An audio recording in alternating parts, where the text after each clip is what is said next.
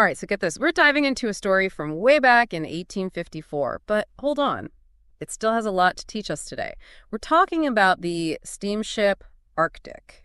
It was a total giant back then. Like, seriously, imagine the Titanic, but in the mid-19th century. Luxurious, fast, and yep, you guessed it, everyone thought it was unsinkable until, well, tragedy struck. And here's the cool part. What makes this deep dive so interesting is that we've got this firsthand account. It's a New York Times article from just weeks after the disaster happened. Oh, yeah, that's right. And it's straight from Captain Luce himself, one of the few who lived to tell the tale. So we're not just going to hear about what happened. We're going to get the human side of the Arctic story right from someone who was there. Firsthand account. You had me at a firsthand account. But before we get into all the drama, paint us a picture. What made the Arctic so special in the first place? Okay, so the Arctic, it was like the crown jewel of the Collins line. There were this American company trying to go head-to-head with those big British shipping lines. And they didn't mess around. We're talking decked-out interiors. I mean, luxurious doesn't even begin to describe it. And the tech on board. Cutting edge. Top-of-the-line stuff. They even had this revolutionary paddle wheel designed for speed and, efficiency. So basically, it was the fastest thing crossing the Atlantic. National pride right there. Showed off American engineering at its best. Okay, so we've got opulence, speed, a floating palace, then September 27, 1854. Everything changes. Hit us with the collision. What happened? So picture this. The Arctic's cruising off the coast of Newfoundland. And bam, out of nowhere, this much smaller French steamer, the Vesta, collides with it. You'd think instant catastrophe, right? But here's the thing. There was this feeling on board, this sense of invincibility almost. Like they thought the Arctic was so well designed, so massive that nothing could touch it. A feeling that turned out to be tragically wrong. Sadly, yeah. Because the damage, way worse than anyone thought. They actually wasted precious time trying to help the Vesta. Because, get this, they assumed the Arctic was fine. Talk about a delayed response. A fatal one, too. And then it starts to sink in. Captain Luce talks about this weird mix of chaos and composure as everyone's realizing what's happening. It is strange, isn't it? I mean, here they are staring death in the face, and a lot of the passengers are remarkably calm, resigned even. It really makes you think about how different things were back then, societal norms and all that. And maybe the shock, too. It was such an unprecedented event. It's almost like Luce is painting these pictures with his words, Family standing together, mothers holding their children. Heartbreaking. But yeah, you're right. There's this odd sense of composure amidst the terror. And it's not just anonymous faces in a crowd, either. Luce actually talks about specific people. Like the Duc de Gramont. He was a French nobleman, and he tried desperately to get on a lifeboat. Got pushed back, though. It shows you the raw desperation that must have been gripping everyone, but it also makes you wonder, in a moment like that, does your social standing really matter? When it's life or death? Chilling thought. So we've got a delayed response, the unsinkable ship is going down, and now it's all about the lifeboats. The crew, they're scrambling, trying to build this makeshift raft. Desperate attempt to save as many people as possible. But you can imagine the chaos. The raft's overloaded people clinging to anything they can find. Water casks, debris, anything to stay afloat. A lot of them just swept away by the waves. And Captain Luce, how'd he make it out of that? That's a miracle, really. He gets swept overboard, ends up clinging to a piece of the wheelhouse for hours. Hours. Just imagine the strength, the will to hold on while being battered by those waves, watching others around him just disappear into the Atlantic. I can't even imagine. But amidst the horror, you also see these moments of incredible heroism. Luce actually praises Mr. Dorian, the ship's second officer. He worked tirelessly building that raft, encouraging passengers to stay calm. He was a true hero that day. Not all heroes, though, right? Some darker choices made, too. That's where Luce's criticism of Mr. Ballum comes in. He was another officer, and Luce claims that he just took off. Left the sinking ship in a lifeboat that wasn't even full. It really gets you thinking about the tough questions. When disaster strikes, who gets a spot in the lifeboat? Does self-preservation outweigh the responsibility to help others? Not easy questions, but ones we have to ask. Almost like a magnifying glass on human nature. The good and the bad all amplified in the face of impossible choices. Exactly. And Luce adds another layer to this whole ethical dilemma. He says that the Arctic's lifeboats could have carried way more people than they did. So were the evacuation procedures messed up? Was there a leadership failure, a communication breakdown that led to unnecessary deaths? We have to ask these questions. And that's where the whole unsinkable ship myth falls apart. It's a stark reminder that even with all the fancy technology, human error can lead to devastating consequences. A reminder that goes way beyond just ships and the sea, if you think about it. So we've got this chaotic scene, the collision, the delayed response, the scramble for the lifeboats, the tragic loss of so many lives. What next? Who comes to the rescue? Oh, a few people, including Captain Luce, they get a glimmer of hope on the horizon. A ship called the Cambria. Their rescue was truly a miracle. But the story of a young German immigrant named Ferdinand Kern is a key part of how they were found. Okay, now this sounds interesting. Tell me about Ferdinand Kern. So Kern, he was just 20 years old at the time.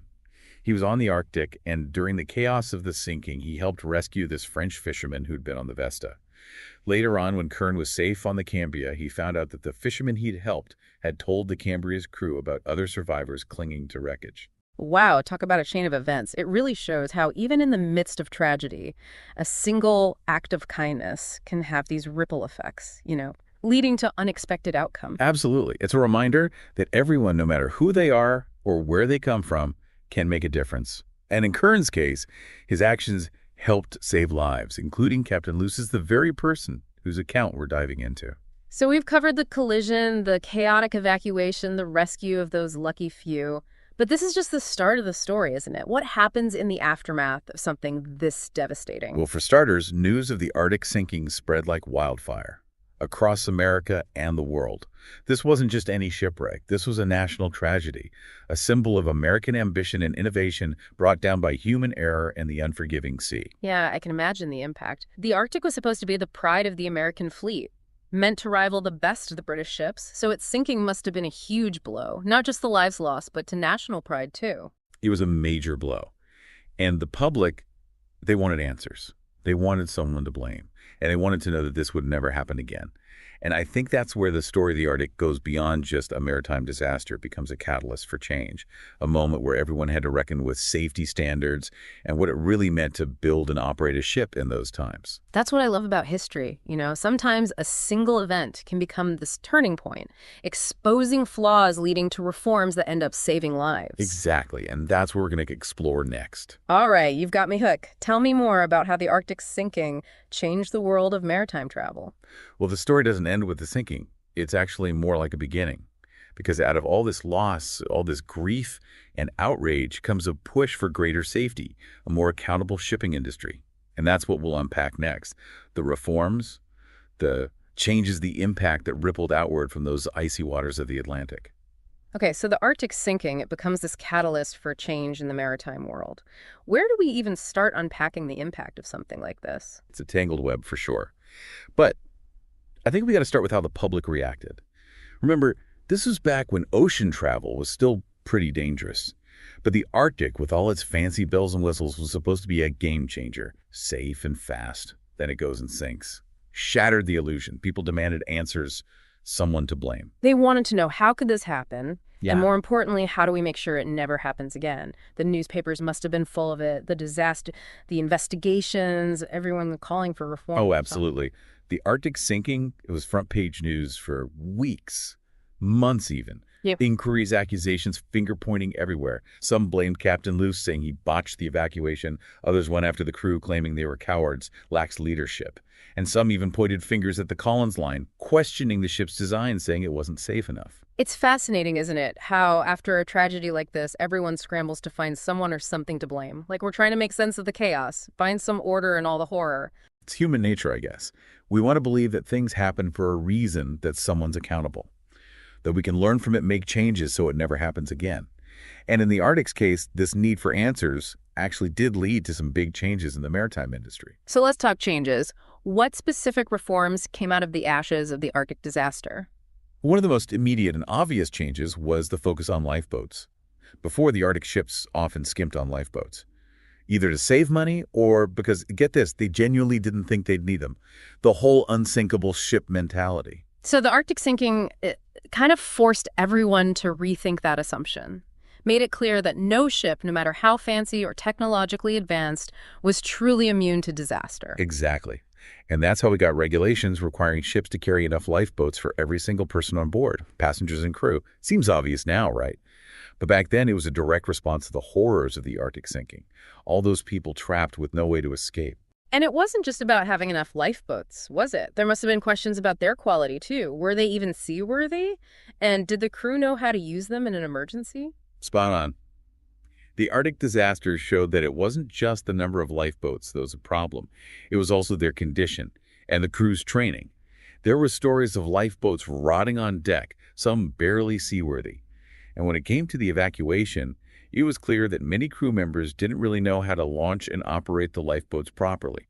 It's a scary thought. Even the best laid plans can go to pieces when you're dealing with chaos and panic. Absolutely. So on top of mandating enough lifeboats, they started doing regular inspections to make sure they were seaworthy. And the crews, they had to do drills and training on how to use the lifeboats properly, making sure they could handle them quickly and efficiently in a real emergency.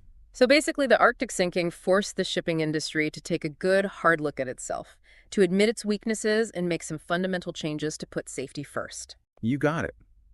And it wasn't just about altruism either. There was a financial incentive, too.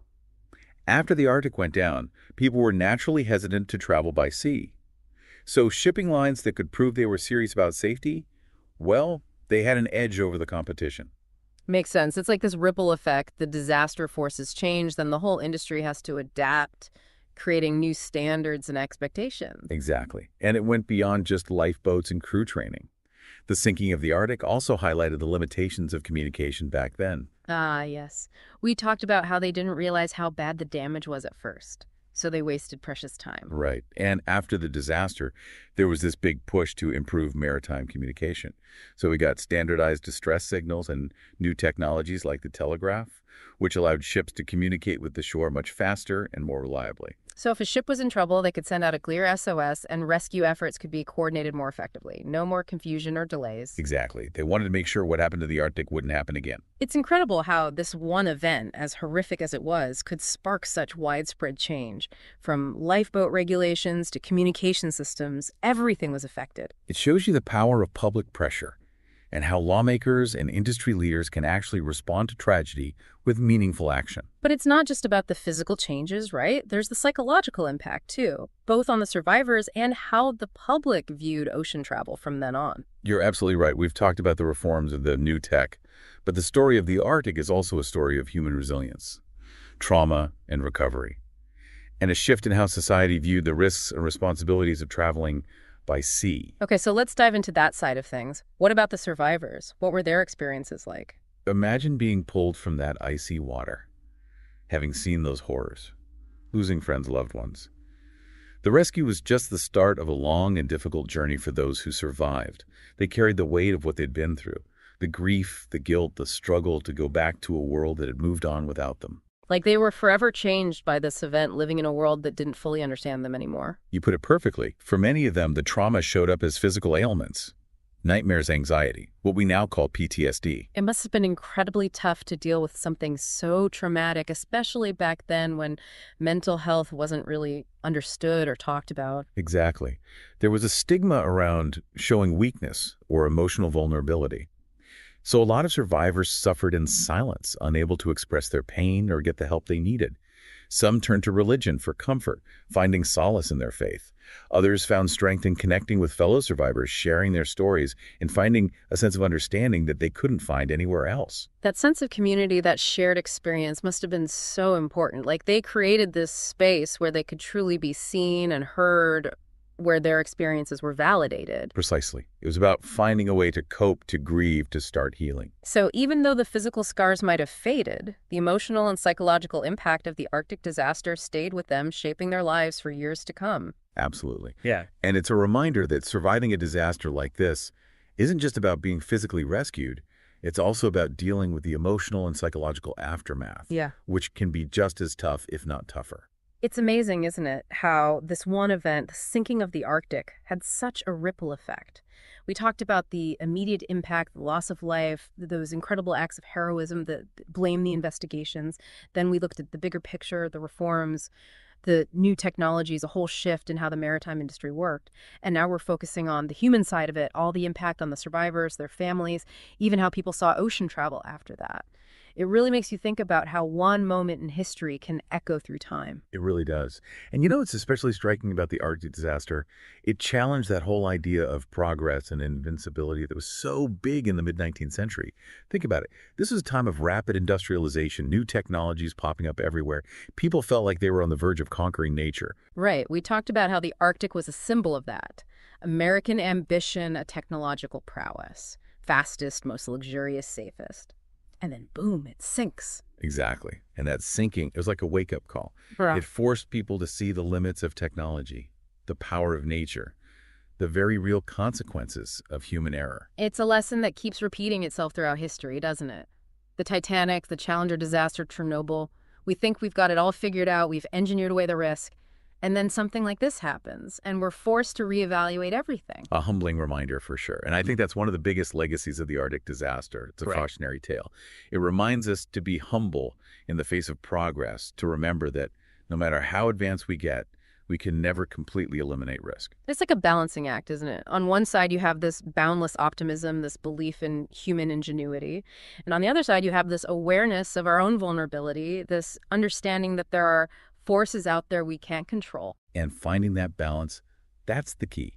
We need to celebrate innovation and progress, but we also have to be aware of the potential downsides.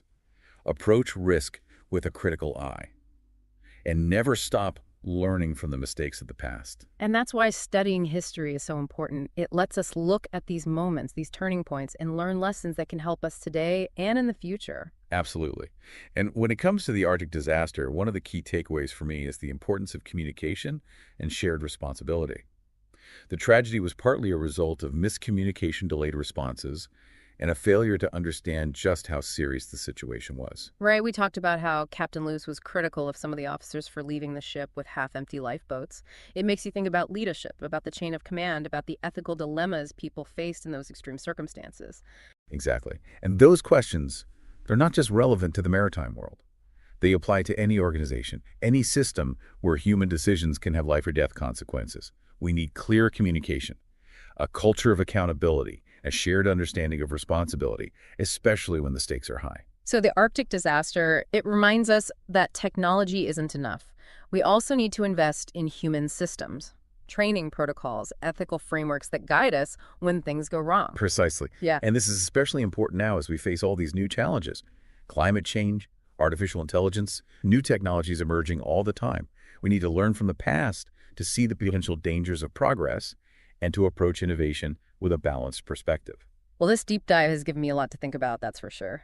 It's been a journey through time, a glimpse into a world that's both familiar and completely different. We saw the grandeur of the Arctic, the terror of the sinking, the heroism and the tragedy.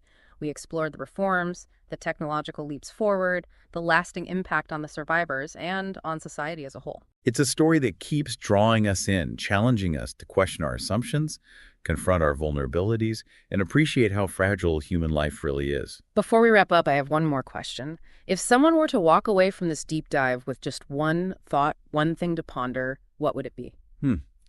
I think it would be this.